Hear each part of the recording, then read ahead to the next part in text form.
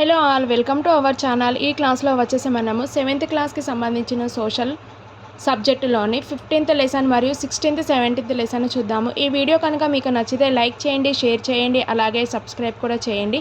అలాగే కాంపిటేటివ్ ఎగ్జామ్కి ప్రిపేర్ అవుతున్న వారందరికీ ఈ వీడియోని షేర్ చేయండి.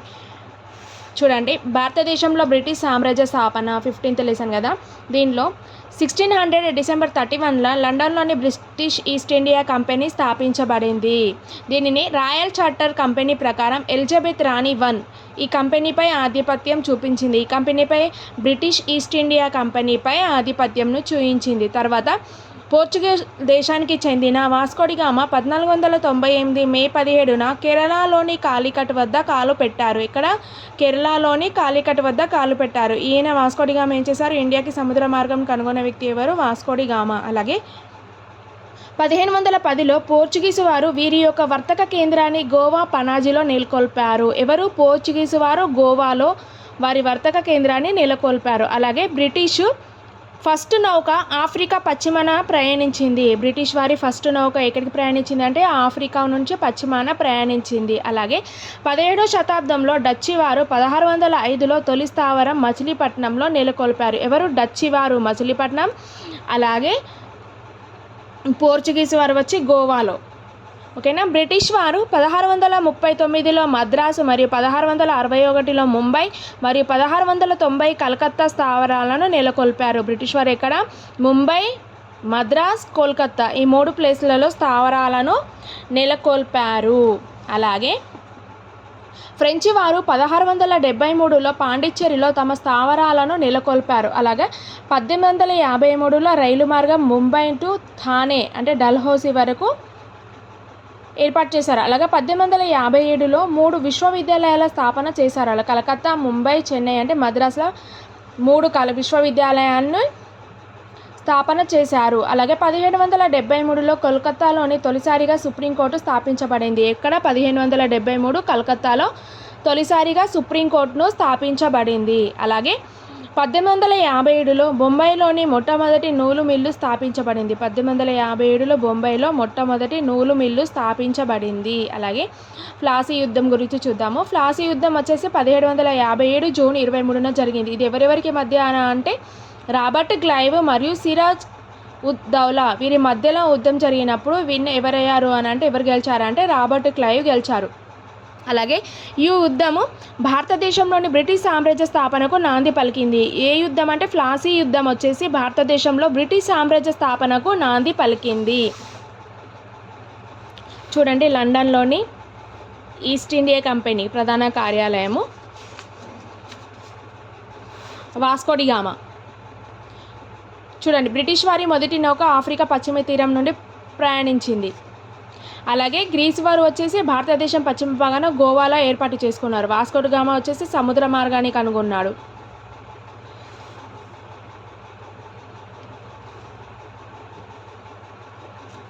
మచిలీపట్నంలో ఎవరు స్థావరం ఏర్పించుకున్నారని చెప్పాను కదా. డచ్చి వారు మచిలీపట్నంలో స్థావరాలను నెలకొల్పారు.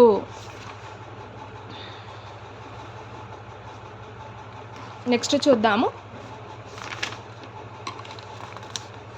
నెక్స్ట్ యుద్ధం ఏం జరిగిందంటే బాక్సర్ యుద్ధం. ఎప్పుడు అంటే 1764లో ఎవరెవరికి మధ్య?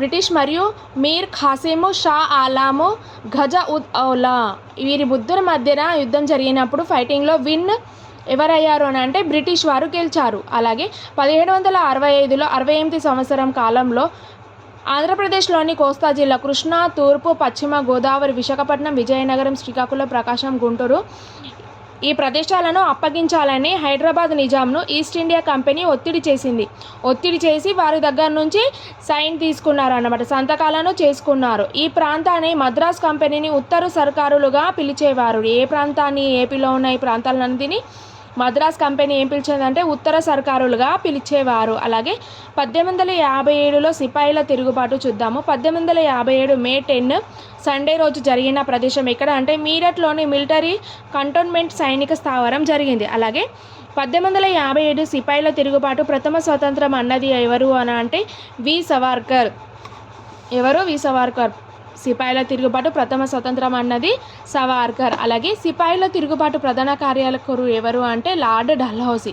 ఇతను ప్రవేశపెట్టిన సిద్ధాంతం ఏంటి? రాజ్య సంక్రమణ సిద్ధాంతం. అలాగే తిరుగుబాటు జరుగుతున్నప్పుడు గవర్నర్ ఎవరు అంటే అప్పుడు జనరల్ లార్డ్ కానింగ్, ఈయన తొలి వైస్రాయ్ అన్నట్టు. అలాగే సిపాయిల తిరుగుబాటుకు తక్షణ కారణం ఏంటి అని అంటే ఆవు పందుకోత తయారు చేసింది ఎన్ఫీల్డ్ రివాల్వర్ ద్వారా జరిగిందన్నట్టు. అలాగే 1857 మార్చి 23 కలకత్తాలోని బరక్పూర్ ప్రాంతం చెందిన మంగల్ పాండేపై తుపాకీ ఉపయోగించమని బలవంతం చేసిన బ్రిటిష్ అధికారి కాల్చి చంపి ప్రథమ ఉద్యమ నాయకుడు అయ్యాడు.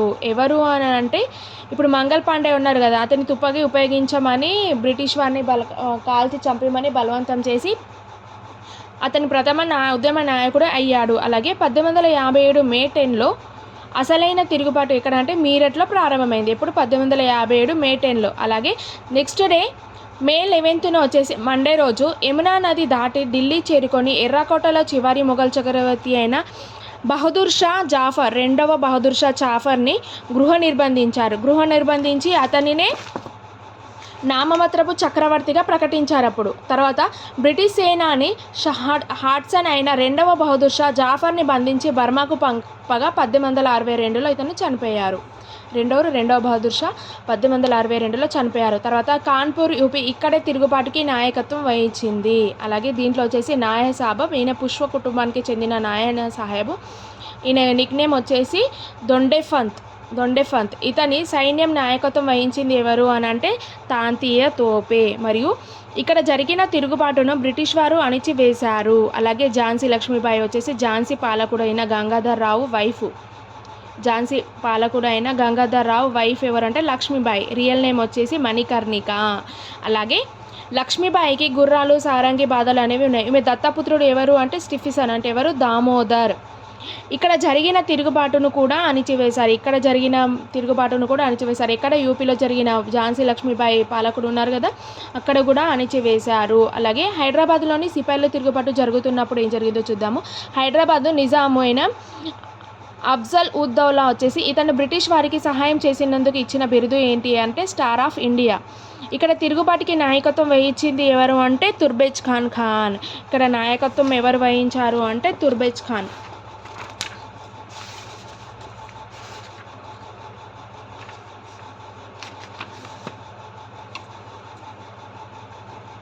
రివాల్వర్.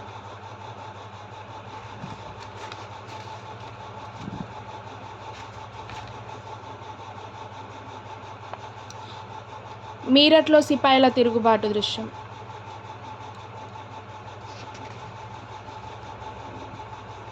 తుర్బేజ్ ఖాన్. ఇక్కడ తిరుగుబాటుకి నాయకత్వం వహించింది ఎవరు? తుర్బేజ్ ఖాన్. నానా సాహెబ్, పిష్వా కుటుంబానికి చెందిన నానా సాహెబ్. ఇతని సైన్యం కూడా వహించింది కదా.